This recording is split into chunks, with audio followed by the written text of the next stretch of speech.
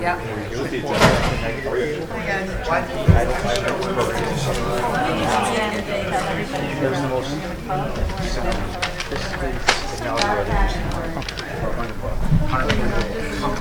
What's it for?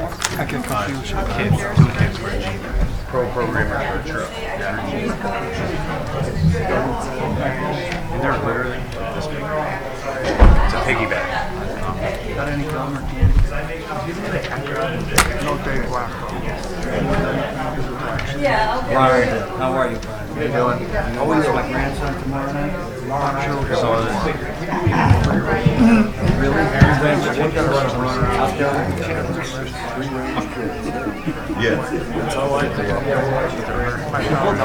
Did you see the picture of my son? That's it. You had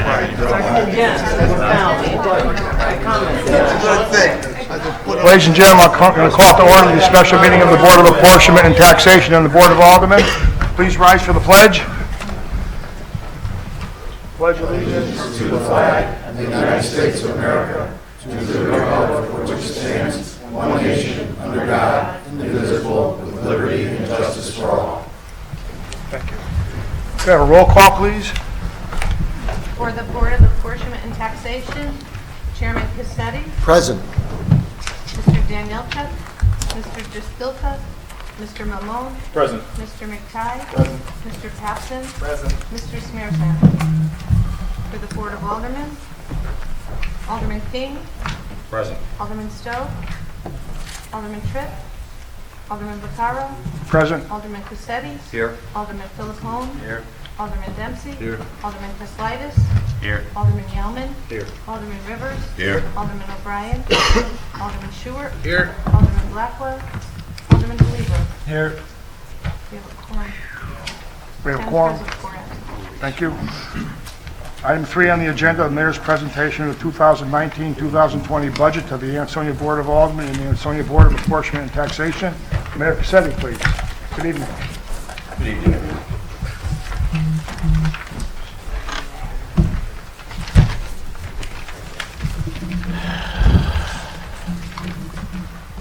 President Vaccaro, members of the Board of Aldermen, Board of Apportionment and Taxation, and residents of the great city of Ansonia.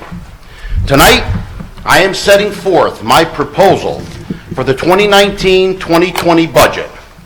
This year has been particularly challenging, given rapidly changing projections on everything from state aid to health insurance costs. And I thank you all so much for your patience as my staff and I work to craft the most responsible budget possible for your consideration, based on the best information available. I've often said that budgeting is the single most important task we perform as elected officials. It is our job to balance the needs of municipal departments and services with our residents' ability to afford them. And you know firsthand that there are never any easy answers. That's certainly true in this year's budget. For years, I've also been very clear on the basic principle. The tax rate in Ansonia should be as low as possible without sacrificing vital services. And for the past 5 years, I have defied gravity here in Connecticut and avoided any increase in the mill rate. In fact, we have notched the tax rate down by over 3% since fiscal year 2014, which is simply unprecedented.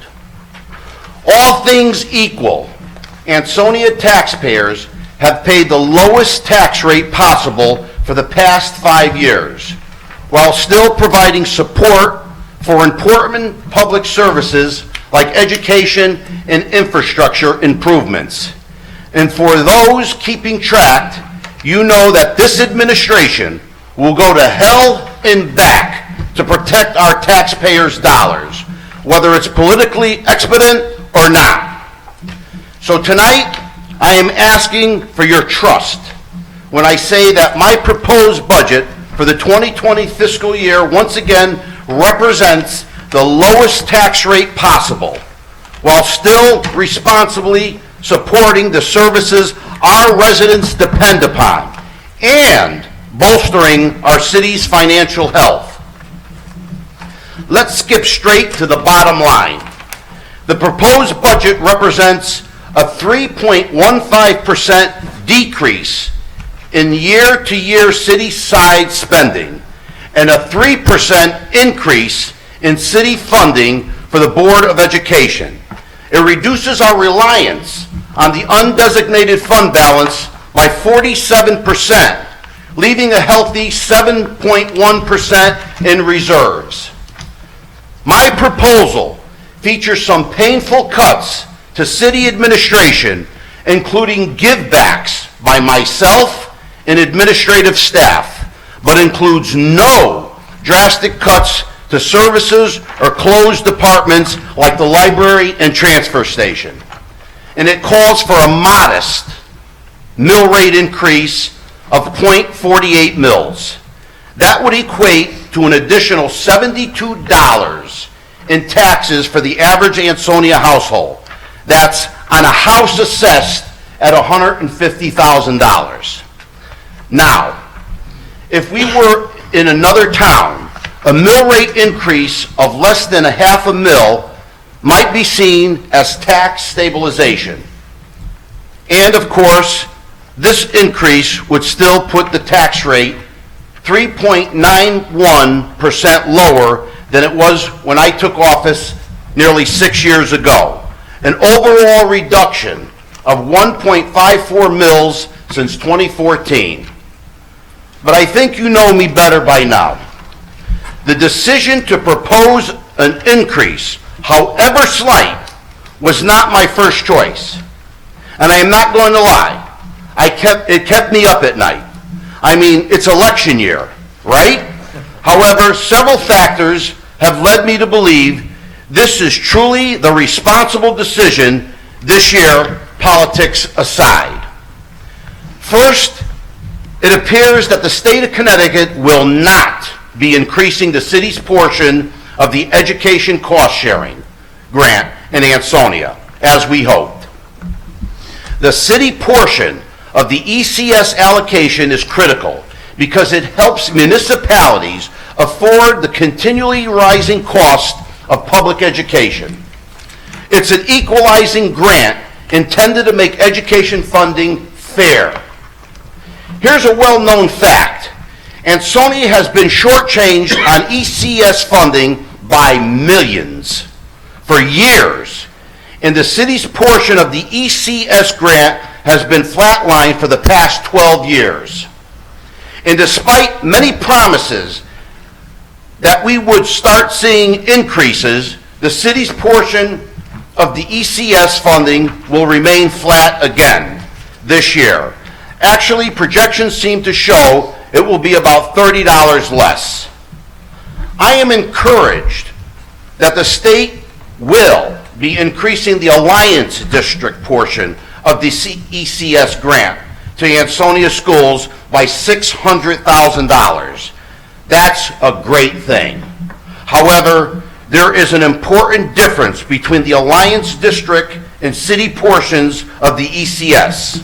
Alliance grant goes directly to the schools to pay for pre-approved programs. The city's ECS funds go to the city to alleviate our taxpayers' burden of shouldering education costs. Therefore, the Alliance grant increase, while a positive development, will not help Ansonia shoulder the year-to-year cost of education, and it will not help us to afford further increases to our schools. That said, I am extremely proud of our administration's support of education and our school system.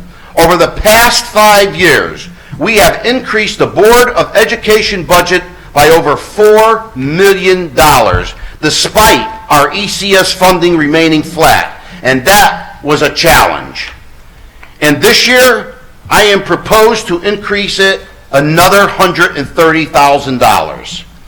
Your support has fundamentally changed the picture when it comes to supporting education in Ansonia.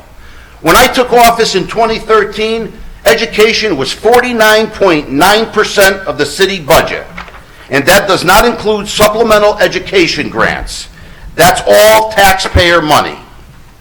Well, today, the tables have turned.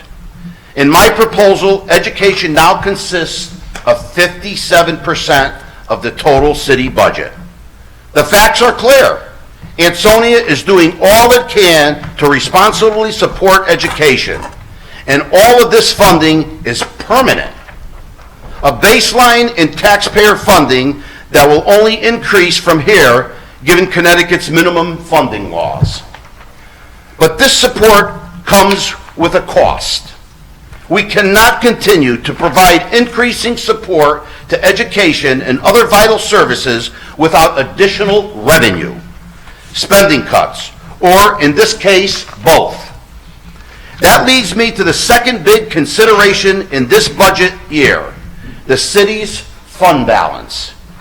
For 5 years, we have responsibly utilized an overfunding reserve to keep taxes down while also funding services. This strategy provided a tremendous benefit to taxpayers over the past 5 years, especially when it came to lessening the blow of the last property reevaluation.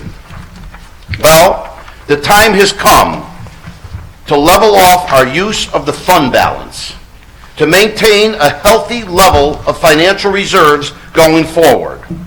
While this may come with a slight cost this year, it will reap benefits in the future, especially when it comes to maintaining the city's excellent AA bond rating and borrowing rate. And with this budget, the city's fund balance will be at 7.1% of its overall reserves, putting us in a strong position compared to many of our municipal counterparts. It's something residents should be proud of. Now remember, I said there were never easy answers. At the same time, I want to report a silver lining with this budget, that and future budgets to come. First, our grand list continues to rise. We certified a grand list of $991 million, which represents a 0.92% increase from last year. That adds to a $98 million or 11% total increase since 2014. As our commercial base continues to rise, so will our ability to offset further increases. And with projects taking off all over Ansonia, the trend is poised to continue. Second, our tax collection rate is rising. Using a mix of new collection techniques and lien sales, we are capitalizing on our ability to collect revenue owed to the city. This is a great sign for the future. Finally, we are on the brink of exploring new cost savings and service-enhancing opportunities with our municipal neighbors. And this is no pie-in-the-sky dream. The reality of that valley communities are stronger together than apart. The goal is not just to lower the tax burden, but also to expand and strengthen what we provide for our residents, their families, and children. And this July, we will start the effort in earnest. That is why I am looking for a subcommittee of aldermen and Board of Apportionment and Taxation members to begin the conversation. The idea is to generate real results in the 2019-2020 budget year. The time has come for shared services. Now I will turn the budget over to you for review and discussion. I will make my staff available to you at your first budget meeting next week, and they will be at your disposal through the end of the budget process. I also look forward to hearing from the public in the first public hearing, which I understand will take place next week.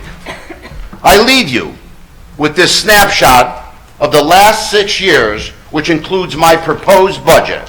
And I truly believe these are the results you and the residents of the great city should be proud of. Since fiscal year 2014, citywide spending will have decreased 13.5%, or just under $3.8 million. City spending on education will have increased 15%, or just about $4.2 million. Our grand list has grown 11%,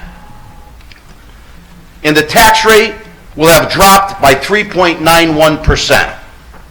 Members of the Board of Aldermen and the Board of Apportionment of Taxation, I look forward to your work on this budget. And thank you for everything you do for the great city of Ansonia. Thank you, good night, and God bless the city of Ansonia.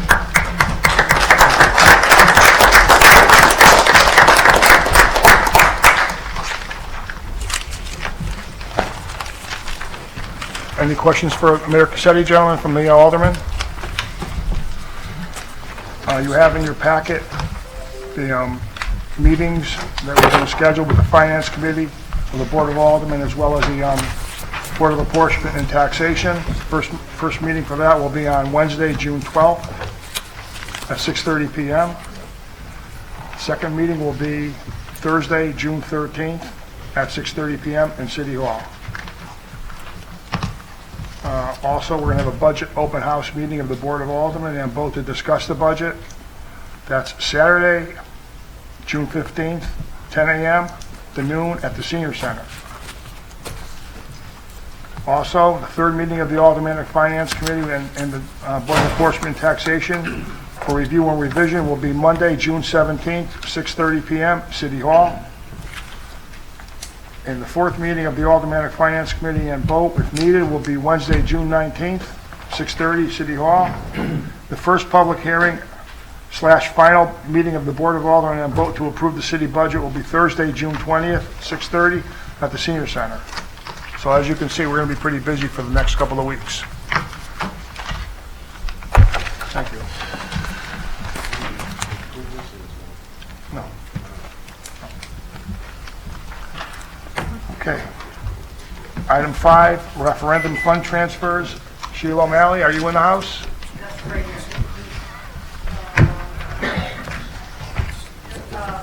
Mr. President, before that, need a vote to adopt the schedule. Oh, okay. Mr. Philippone? Second. Any discussion, gentlemen? To adopt the schedule as read? All in favor, say aye. Aye. Any opposed? Thank you, motion carried. Board of Apportionment members also? Yeah. You got to get their vote. I'll make a motion. Chairman Cassetti? Okay. Motion to approve? Second? Mr. Bowers. Almost. Got it. All in favor? Got to vote. Very good. Ms. O'Malley? Item number 5, referendum fund transfers. Yes, this is the old referendum. There are still some leftover money that we want to clean up in preparation for the new money coming on board. Anyway, there was a engineering bill for environmental for Peck schools, small number, I'm not sure, I think approximately $4,000 that needed to get paid when the demolition occurred. We had some environmental consultants out there because of the lead and asbestos. So we transferred what was left in the Greenway, the Riverwalk project, segment 8, which was completed. Had a little money left over, want to transfer it over to Peck School and get that bill cleaned up, with your permission. Need a motion for that tonight? I do.